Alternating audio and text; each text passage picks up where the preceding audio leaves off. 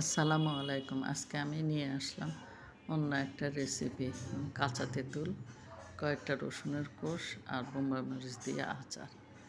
এই যে কড়াইতে একটু সামান্য সরষের তেল দিয়ে রসুনের কোষগুলি দিয়ে দিলাম আর একটু হলুদের গুঁড়ি দিয়ে তারপরে তেঁতুলগুলি আগে থেকে চামড়া ফেলে পিস করে নিয়েছি, ওগুলি দিয়ে দিলাম।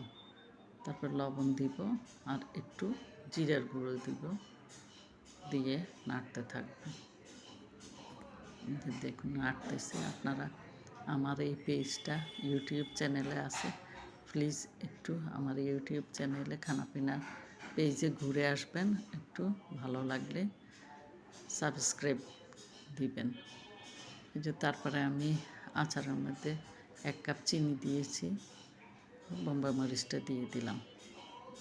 নাড়তে টাড়তে আমার আচারগুলি হয়ে গেছে, শুকিয়ে গেছে। ঠান্ডা করে আমি এগুলি একটা বক্সে ভরে টেবিলের উপরে রেখে দেব। ফ্রিজে রাখতে হবে না, অনেক ঝালও আছে, মিষ্টিও আছে, খেতে অনেক মজা। গরম ভাতের সাথে খালি ডাল দিয়ে আচার দিয়ে ভাত খাওয়া যায়। এই যে দেখুন।